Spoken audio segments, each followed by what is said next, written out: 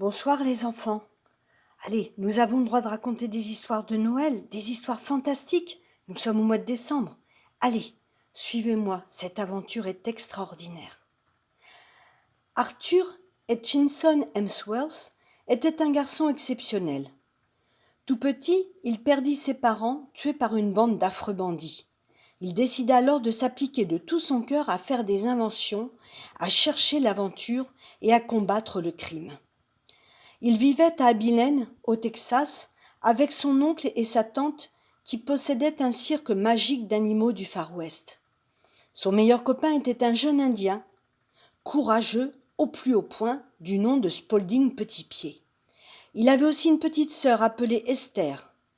Si Arthur avait une faiblesse, c'était pour les bonbons et sucreries de toutes sortes. S'il avait un défaut, c'était d'être souvent méchant avec sa sœur Esther.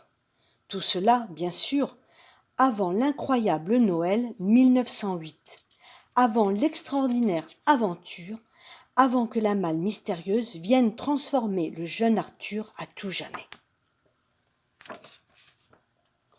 Cette malle, ils la découvrirent juste à côté de leur cabane, sous le ciel gris d'une veille de Noël. Personne ne comprit comment elle avait atterri là. Elle présentait un seul indice, 2 grosses lettres gravées sur un côté, un S et un C. Nom d'une pipe, dit Arthur. Quel mystère! Je suggère que nous l'examinions scientifiquement, proposa Spaulding.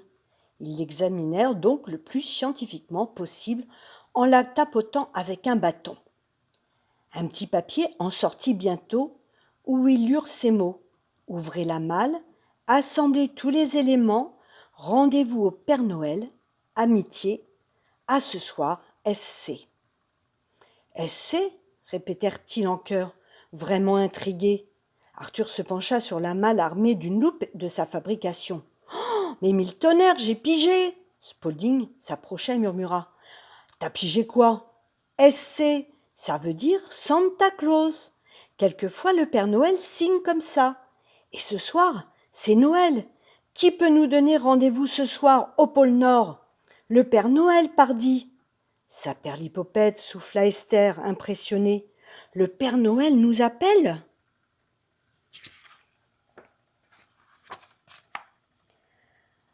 Ils transportèrent la malle à l'intérieur de leur cabane où Arthur et Spaulding s'employèrent à l'ouvrir.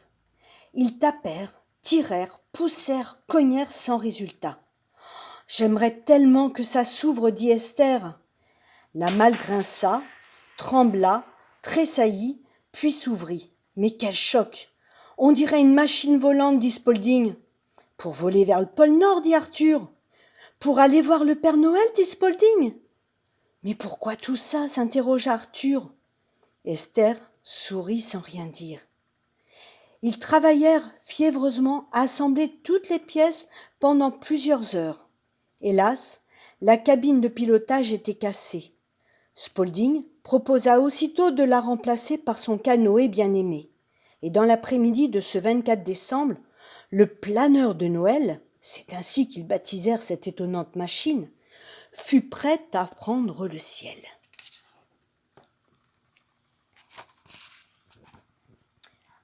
Au début, Arthur refusa de laisser Esther s'embarquer. « Tu es trop petite, lui lança-t-il juste avant le décollage. « Si tu ne me laisses pas monter, je le dirai, menaça-t-elle. Arthur la regarda droit dans les yeux.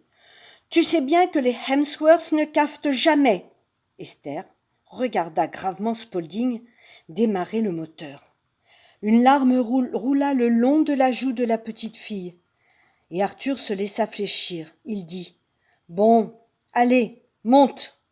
Tu verras, tu ne le regretteras pas, dit-elle en sautant à bord.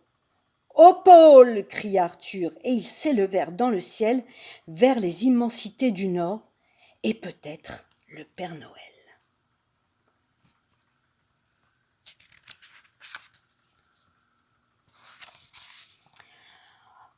En l'espace de quelques heures, Arthur les conduisit droit sur le pôle Nord, en se servant d'une boussole de sa fabrication.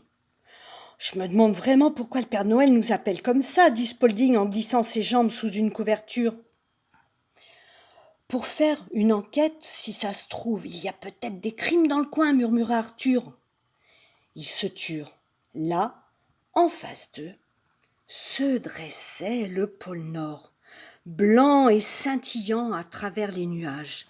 Ils n'avaient jamais rien vu d'aussi magnifique. Leur descente fut très réussie, mais l'atterrissage catastrophique. Le planeur de Noël tourna comme une toupie, échappant à tout contrôle et finit par s'écraser au point le plus bas du grand pôle. On se croirait dans une mer agitée, sauf qu'on n'a pas de pagaie, murmura tristement Spaulding en regardant son canoë tout abîmé. Arthur inspectait l'horizon à l'aide d'une longue vue de sa fabrication. On a loupé notre atterrissage, mais tout n'est peut-être pas perdu. Un homme, dans un traîneau sans chien, fonça sur eux à vive allure. « Je suis Ali Akou, le chef des gardes du palais, annonça-t-il en sautant à terre. « Suivez-moi, dépêchez-vous, il n'y a pas une minute à perdre. » La nuit tombe vite par ici, et avec la nuit arrivent les elfes noirs et leur méchante reine, la reine du mal. « C'est qui les elfes du noir » questionna Spaulding en grimpant à bord. « C'est des ennuis, répondit simplement Ali Akou. « Où allons-nous demanda Arthur. Ali sourit. « Au pays des jouets. »« Voir le Père Noël » murmura Esther. « En personne, répondit Ali, en dirigeant le traîneau à travers un champ de neige. En quelques minutes, la nuit fut là.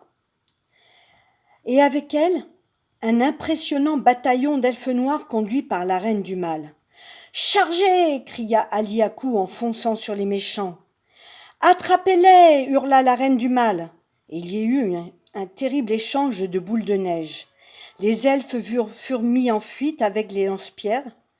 Et Esther, la petite Esther, réussit un coup de maître.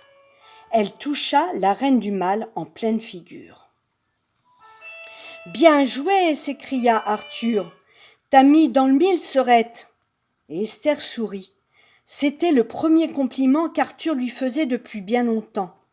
« En avant, direction le palais » cria Ali Akou. Il pressa sur un bouton et le traîneau sans chien s'élança loin de l'armée des elfes noirs. « Tu ne t'en tireras pas comme ça, sale gamine » glapit la terrible reine. Mais Esther l'entendit à peine. Elle était bien trop fascinée par les lumières du palais des jouets qui brillaient à l'horizon. Le palais des jouets était immense et plus magnifique que tous leurs rêves. Ali Akou déclara « Ici, des spécialistes de tous les continents, des génies de tous les pays sont réunis dans un seul but, faire des jouets. »« Mais pourquoi est-ce que le Père Noël est venu nous chercher ?» demanda Arthur. « Je n'en sais rien, » répondit Ali, en les conduisant vers un théâtre à ciel ouvert, au cœur de la ville. Une grande pancarte annonçait « Les plus beaux jouets d'hier, d'aujourd'hui et de demain. » « C'est la devise du palais des jouets, » dit Ali, tandis qu'il se posait. « Bon, les petits enfants, vous avez peut-être envie de savoir ce qui va se passer ? Attention, il y a des méchants dans cette histoire. Et pourquoi le Père Noël les a appelés ? On saura la suite dimanche. Gros bisous les enfants et bonne soirée.